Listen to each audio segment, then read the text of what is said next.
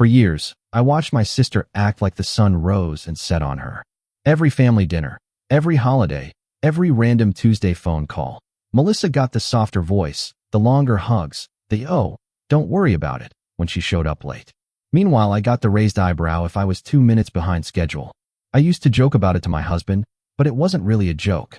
It was just the water we swam in. I'm Rachel, by the way. 34 years old, the responsible one. According to literally everyone in my family except the one person whose opinion should have counted the most, apparently. My mom, Diane, passed away 11 days ago. Pancreatic cancer, diagnosed way too late, gone way too fast. I still haven't figured out how to say that sentence without my chest caving in a little, so I'm going to try to just tell you what happened, because I think I need to say it out loud to someone, even if that someone is a bunch of strangers on Reddit. This isn't a story about grief, not really. Well, it is. But it's also about the day I found out that everything I thought I understood about my family was maybe only half true. And about the way my sister's face changed when a lawyer none of us had ever met opened an envelope and started reading. I need to back up first, though. You won't understand what happened in that office if you don't understand what came before it. Growing up, Melissa was 3 years older than me, and from the time I was old enough to notice anything, I noticed that. She got the trip to Italy for her 16th birthday. I got a bike. She got to skip out on Sunday dinners because she was stressed about nursing school. I got told that skipping dinner wasn't an option, ever, under any circumstances, because family shows up for each other. I used to lay in bed some nights and try to logic my way out of being upset about it. She's older. Older kids get more freedom. That's normal. That's fine. But then I'd remember the time I got food poisoning at 14 and my mom told me to walk it off because she had a work thing. And 2 years later, Melissa had a bad breakup, and my mother took an entire week off to sit with her on the couch and watch reality TV and eat ice cream. I'm not saying my mom didn't love me. I want to be really clear about that, because for a long time I convinced myself she didn't, and I don't think that was true. I think she loved me in a completely different language than the one she spoke to Melissa, and I never learned to translate it. So it just felt like silence. By the time I was in college, I'd mostly made peace with being the practical daughter. I got a business degree. I got a stable job in logistics. I got married to a genuinely kind, unremarkable man named Tom who thinks my family is, in his words, a lot. And he says it with so much diplomatic restraint that I know he means it as the understatement of the century. Melissa became a nurse. She got married, too, to a guy named Derek who I've never fully trusted, mostly because he has this habit of looking at price tags before he looks at people. They had 2 kids. My mom babysat those kids constantly, drove 45 minutes each way without complaint, while I remember specifically asking her once, just once, if she could watch my dog for a weekend while Tom and I went to a wedding, and she said she wasn't really a pet person anymore. She died with 3 photos of Melissa's kids on her nightstand and 0 of mine, because I don't have kids. I used to think that explained everything. Now I don't think it explains anything. The last few months of my mom's illness were the hardest months of my life, and I say that fully aware of how that sounds, considering what came after. Melissa and I actually got closer during that time, in the strange, forced proximity way siblings sometimes do when a parent is dying. We split hospital shifts. We fought about medication schedules. We cried together in a hospital parking garage at 2 a.m. once, which I think is the only time in 15 years we'd hugged each other without someone's wedding or funeral requiring it. But there was still this current running underneath everything. Little things. My mom would ask Melissa's opinion on a treatment decision and then just tell me what they'd decided. I'd ask a doctor a direct question and get an answer meant for a 12-year-old, while Melissa, RN, got treated like a peer. Near the end, my mom started asking to see Melissa alone. A lot. Multiple times a week, sometimes for an hour or more, with the door shut. I told myself it was medical stuff. Melissa was a nurse. It made sense she'd want privacy to talk shop, or ask uncomfortable questions about pain management, or cry without me watching. I didn't examine that assumption too closely, because underneath it, if I'm honest, was a resentment I didn't want to look directly at. Even while she was dying, my mother still wanted more time with Melissa than with me. 3 days before she passed, my mom asked to see me alone. Just once. For maybe 15 minutes. I sat by her bed and she took my hand, and her hand felt like paper, like if I squeezed too hard it would just come apart in my fingers. I know, she said, so quietly I had to lean in. I know it looked like I loved her more. I didn't say anything. I just looked at her. I need you to trust me, she said. When this is over, when the lawyer reads the letter, I need you to just trust that I did this on purpose. Not because I loved you less. I asked her what she meant. What letter? What lawyer? She just shook her head, this small, exhausted motion, and said, "You'll understand. I promise you'll understand. Just don't hate her before you know why." Before you know why. That phrase sat in my chest like a stone for 3 days, and then she was gone, and I honestly forgot about it in the blur of the funeral and the flowers and the 50,000 casseroles from people I hadn't seen in a decade. Until the letter. The reading of the will was scheduled for 8 days after the funeral at a small law office downtown that neither Melissa nor I had ever heard of.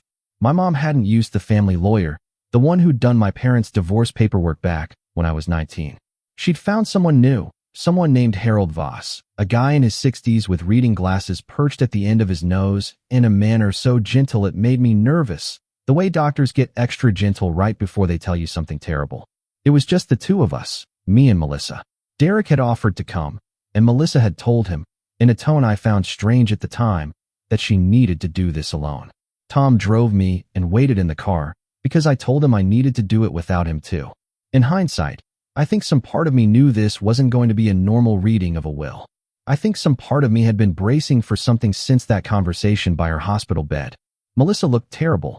Dark circles, no makeup, her hands wrapped so tightly around a coffee cup that her knuckles had gone white. I remember thinking she looked more nervous than grieving, and feeling a flare of the old resentment. Of course she's anxious. She probably knows she's about to get the house. Mr. Voss started with the standard stuff. The house, split evenly between us, to be sold with proceeds divided 50-50. Some savings, also split evenly. A few small items of jewelry, specifically designated. My mom's wedding ring to me, her mother's opal brooch to Melissa. Nothing shocking. Nothing that matched the enormity of the conversation she and I had had 3 days before she died. Then Mr. Voss set the will aside and picked up a sealed envelope. "Your mother asked me to read this aloud, in this room, with both of you present," he said. "She was very specific about that. Both of you. At the same time." He opened it. My mom's handwriting filled the page. That loopy, slanted cursive I'd know anywhere. The same handwriting from every birthday card I'd ever gotten. Half of which, I realized with a pang, I'd never actually kept. Mr. Voss cleared his throat and began to read. "To my daughters, Rachel and Melissa. If you're both hearing this, then I'm gone, and I need you to listen carefully, because I've waited 11 years to tell this story, and I only get to tell it once." 11 years. My stomach dropped for reasons I couldn't articulate yet. "Rachel, I know you've spent your whole life believing I loved your sister more. I let you believe that. I want you to understand that this was the single hardest thing I have ever done, and I did it to protect someone I love more than my own comfort." I looked at Melissa. She wasn't looking at me. She was staring at the coffee cup like it held the answer to a question she already knew.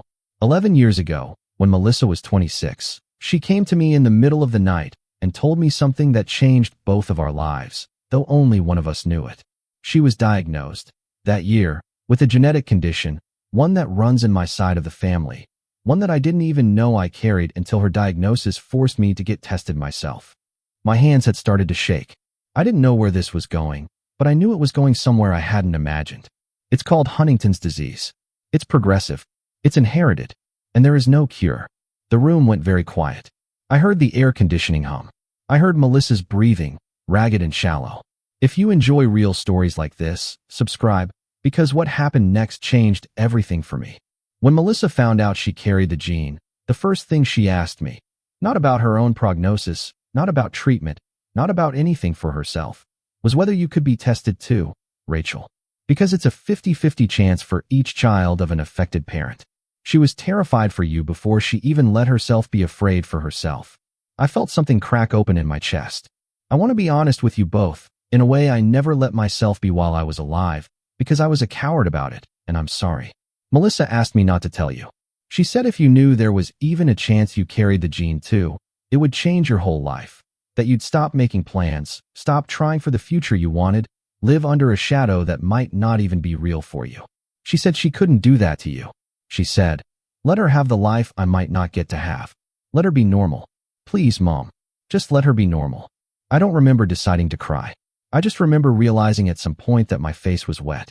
So we made an agreement, the two of us, 11 years ago, that I have regretted and not regretted every single day since.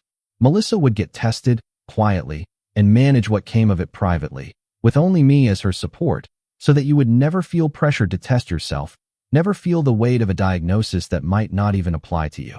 And in exchange, I would spend the rest of my life making it look, on the outside, like she was simply the favorite. Because a sick woman needed more of her mother's time than a healthy one did, Rachel, and I couldn't explain why without breaking the promise I made to my daughter. Melissa was crying now too, silently, her shoulders shaking, still not looking at me. Every visit alone was a symptom check. Every extra hour was because her hands had started to tremble, and she didn't want you to notice at family dinners before she was ready to tell you herself, in her own time, in her own way. Every trip I took her on because I didn't know how many more years she'd have the mobility to enjoy them. I know it looked like favoritism. It was never favoritism.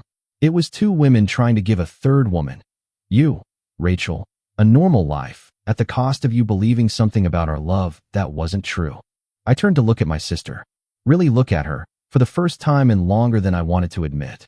I'm asking you both now to do the thing Melissa was always too afraid to ask for herself. Talk to each other. Truly. Melissa, you don't have to protect her anymore. I've done the protecting for you, one final time, by telling the truth after I'm gone, when it can't cost you the childhood you were trying to save for her. Rachel, you don't have to carry the years of feeling unloved anymore, and I am sorrier for that than I have words for. I made a choice I believed was right, and it may have hurt in ways I can't take back. I hope, when the anger fades, you'll understand it was never about how much I loved you. It was about how much your sister loved you first. Mr. Voss set the letter down. The room was silent except for both of us crying, in a small office that suddenly felt too small to hold everything that had just been said in it. Rachel, Melissa finally said, her voice cracking on my name like it cost her something to say it. I need you to know, I never once regretted it. Not one day. Even when I hated how it looked, I never regretted asking her to do it. I just wanted you to have what I might not get to. I didn't say anything right away. I couldn't. 11 years of quiet math rearranged itself in my head all at once. Every canceled dinner, every closed door, every extra hour, every time I'd felt like an afterthought, and none of it meant what I thought it meant. How bad is it? I finally asked. Right now? How are you? She swallowed hard. Early stage. Some tremors. Some memory stuff I hide pretty well. I have some good years left, they think. Maybe a lot of them, if the trial drug keeps working the way it has been. And me? My voice came out smaller than I meant it to. Am I? You can get tested, she said quickly. If you want to. I'll go with you. I should have let you decide that a long time ago. I was so scared, Rachel. I was 26 and terrified, and the only thing I could think to do with that terror was try to keep it away from you. I stood up, and for a second I think she flinched, like she expected me to walk out. Instead, I crossed the small space between our chairs and I hugged her, the way we hadn't hugged since that hospital parking garage. Except this time, there was no funeral forcing it, no crisis making it necessary. Just two sisters who'd spent over a decade misunderstanding the shape of each other's love. You should have told me, I said into her shoulder. 11 years, Mel. I hated myself. I hated you a little, honestly, and I hated that I hated you, because some part of me never understood why. I know, she whispered. I know, I'm sorry. I thought I was protecting you. I didn't realize what it would cost you to be protected like that. We sat in that lawyer's office for another hour after Mr. Voss quietly excused himself, just talking, really talking, for maybe the first time as adults. She told me about the day she found out. 26 years old, alone in a hospital break room, staring at a phone screen with a genetics counselor's number on it, too afraid to even tell her own mother for 2 weeks. She told me about the tremor she'd been hiding in her right hand for the last year, how she'd started writing notes to herself in shorthand only she could read, in case her handwriting failed her before her memory did. She told me she'd looked up my number the day she got her diagnosis, ready to call and tell me everything, and then hung up before it rang, because she pictured my face and couldn't do it. I told her about the food poisoning and the dog, and every small thing I'd carried around for years like evidence in a trial only I'd been conducting. She apologized for things she'd never known she needed to apologize for. I apologized for resentments I'd never said out loud, not even to Tom, not fully. Neither of us tried to make it simple. It wasn't simple. She'd lied to me, or let me be lied to, for 11 years, And that wasn't something a single conversation could dissolve completely, letter or no letter. But for the first time, the lie made a kind of terrible sense. It wasn't cruelty.